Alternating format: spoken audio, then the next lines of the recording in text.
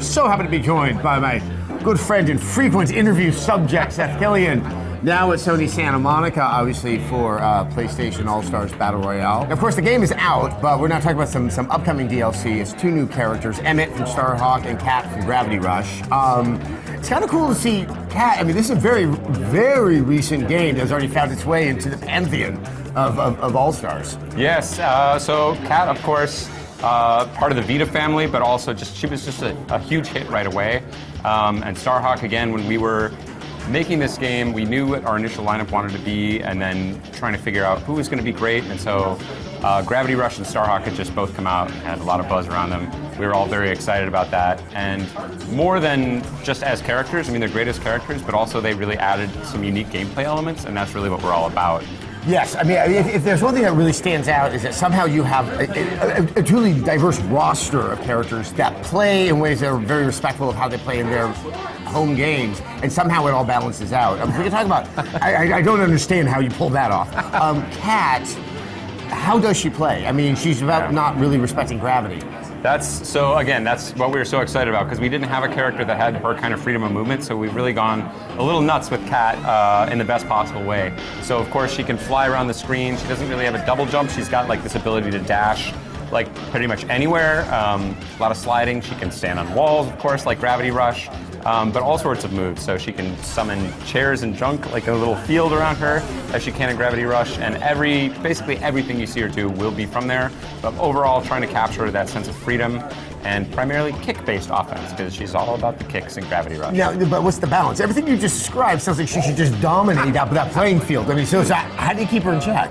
Well, you know, I mean, she doesn't generate the most AP off of everything, so that's a balancing a little bit. But I mean, she can have extended combos, but it'll keep her in place a long time on the ground, which leaves her open to other characters if that's what she goes for. So she's happiest in the sky, but she has to find her way to the ground, and that makes her commit to certain moves, which will leave her vulnerable.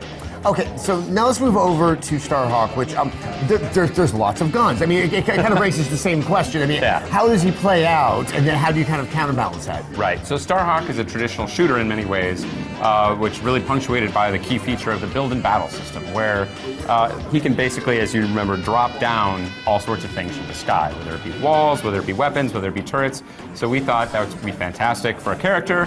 So the team's actually gone a little nuts. So he can drop a turret that will shoot all over the screen. He can drop weapon pods that will give him new weapons that change all of his attacks depending on what weapon he has. Even the supers that he has will change based on the weapon that he's carrying at the time. And then you have to go back to your ammo depot to pick up new ammo. But if you've got the turret covering your butt, basically, while you're trying to switch guns or something like that, it's really effective. And yeah, so he's a really unique character. We haven't had anything like that.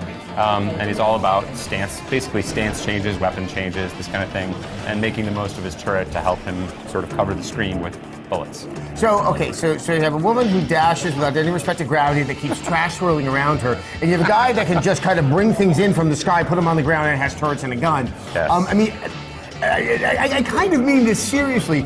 I mean, are there characters out there that you kind of go like, okay, that might not be feasible? I mean, but it's rather impressive how you've incorporated all this into the game. Yeah, one thing I've learned about fighting games is that you definitely, at the start, you swing for the fences, and then you reel it back in, but you got to have that sense of fun, you got to have that sense of power, you got to have that sense of awesome, like, that is something I want to do. And both of these characters immediately had concepts behind them that we were both excited about. I mean, dashing all over the screen feels fantastic, dropping stuff from the sky, and having access to all these weapons is fantastic.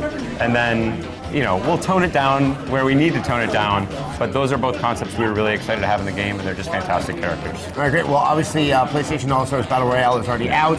This DLC, I know, is pretty early on. Do you have any sense when we might be playing it? We're saying early 2013, but the happy news there is that it's totally free. So even better. It's free for 2 weeks. You can pick it up, even if you don't have the game, but you're thinking, well, maybe. You can download the DLC, and then if you get the game, it'll be there waiting for you. But you have a 2-week window to get it, and so we hope everybody jumps on board. All right, thanks so much for your time. My pleasure. I'll talk to you soon.